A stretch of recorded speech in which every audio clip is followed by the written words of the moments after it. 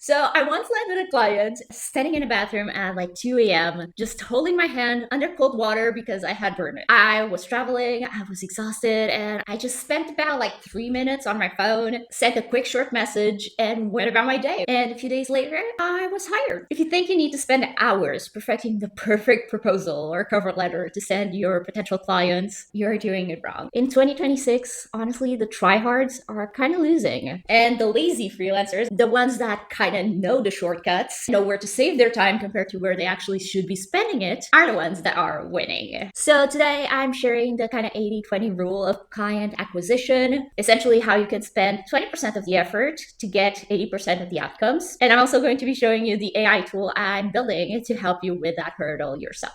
And to be honest, I wasn't always this, again, quote unquote, lazy. Back when I first started in 2013, I was such a try-hard myself. It's sometimes crazy to look back and see, like, how was I even hired? Honestly, it baffles me to this day. I thought like your job application should be like a formal document and something where you come across as professional because it's a job, right? I would spend like hours like researching stuff, and honestly the biggest part of my time was spending tweaking little things just to make it sound perfect. And you know what? I probably got ghosted a lot, and that time that I spent tweaking one single word to make it sound professional, that went straight out the window because they probably didn't even read it. And I'm guessing that's happening to you a lot too. Honestly, we often waste a lot of time like tweaking the tiniest things that barely make a difference. Like even if the person ends up reading your proposal, which granted is not a given, they probably won't care if you used hey there or hello there. They don't care about the difference as much as we do because we're too close to the thing. And this one is one that honestly was a hard lesson to learn, but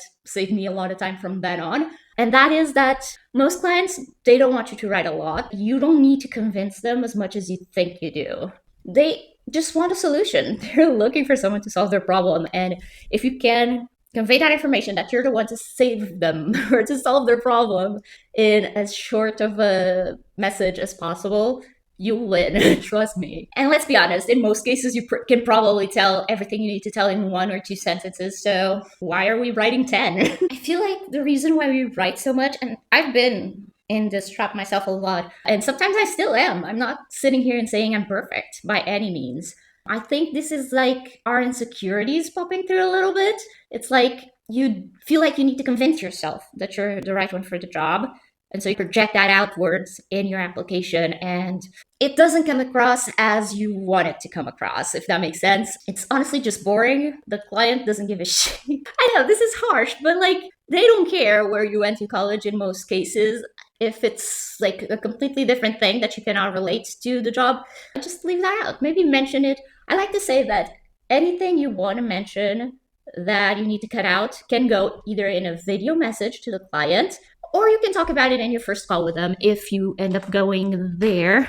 Sorry, my little OCD is annoying the shit out of me today. But yeah, it's not like the more you write, the better chances you have. It's honestly oftentimes the opposite. Because one thing I'll say until I'm blue in the face or pink in the face or whatever, clients are busy. They don't have the time to read about your whole life story, your whole biography. That's only interesting to you. They want a solution. So if you can show them that you have that solution, oftentimes the best way to show them is to actually show them, give them a personalized tip for how you would do the job, give them like a job breakdown, like week 1 we'll do this, week 2 we'll do this, and show that you're actually capable and good at what you're doing instead of just telling. Because I can sit here and say I'm a neurosurgeon. I don't even know why I went with that example. I can sit here and tell you that, and it can be a straight up lie. But if I show you, I don't know really why I went with that example, but if I show you a video of me doing surgery, you'll believe me much quicker. And I feel like if you're on that category that's feeling a little not too confident about yourself, maybe you're new to freelancing, and maybe this is your first client. Also, if you do not have a portfolio, I think that's probably one of the biggest hurdles to getting a client. I think the easiest way to get a client in that case, or to get over that hump, is to have like a win-win situation. And that's what I like to call beta clients. And it basically means you doing a small bit of free work. Now, I know a lot of people hate when I say free work, but I think that's the best. But if you want just to offer like a 90% discount or an 80% discount, be my guest. I think you have better chances of getting accepted if you give out free work. Now, I'll get to that in just a second. It's not like without any rules, but you give that in exchange for a case study. So things you can put in your portfolios, any stats that are relevant, client review should definitely be included in that. But obviously, like I was saying, you do need boundaries. You cannot be all willy nilly like, yeah, I'll work for free for you and just not put any parameters in place. So my lazy but protected scope includes, like, if you're doing long-term things like social media management in my case, I would say maximum 1 month if you're doing it free, probably maximum 3 months if you're doing it at a discount before you go on to your full rate. If the client likes you that much, and hopefully they do, you can always continue at your normal rate. But that's the boundaries for the free or discounted work. If you're doing single like deliverables, I would say, for example, a UGC video, like a video edit, thumbnails, just do one of those. I would say, again, one for free, five maximum at a discount. You probably know better than me how long something takes you. So also, I don't want you to be working for free forever or for a very long time. But in both cases, it's like you're just offering something that's a very set project with a clear beginning and end that both you and the client are clear on. You don't want to have any misunderstandings that will kill the vibe completely. And again, I'll reiterate, the goal here is not just to get the client and do the work and get the job done. Your goal is to get the data. You want to get good results, good work samples, a good review, all that good stuff. So also be sure to take screenshots of everything you can. Even if you think you might end up not using it, more is definitely better in this case. For example, if you're doing social media, you can take screenshots of the before analytics of all their pages, of during, after, keep track of as much as you can. I would even say, if you want to go the extra mile, do some screen recordings of the process. Like, for example, if you're a designer or an illustrator, this goes perfect with that. But even if you're coding something and that's not very visually appealing or visual focused, that can be great B-roll for something like a profile video or an intro video for you to put on your website. So honestly, capture as much data and visual assets as you can. You can always delete those later, but you can never go back and get this again. Because literally that case study and that portfolio that you end up putting together after that job is literally your golden ticket for never having to work for free ever again. So think about that. Also, another thing that I wanted to be sure to touch on in this video is how do you actually find the time to pitch client? And I do this two different ways depending on where I'm at. Currently, this year it's been a bit slow, so I'm always looking for new clients to fill up my calendar. So what I've been doing so far this year is setting, like usually in the beginning of my workday, I'll set like a 30-minute block to go ahead and pitch as many clients as I can. But when I'm in those stages that I'm completely full with clients, but I just want to keep my options open, I do it differently. And I try to fit the pitching in the cracks of my day. Like as they pop up, I'll take time to apply to them.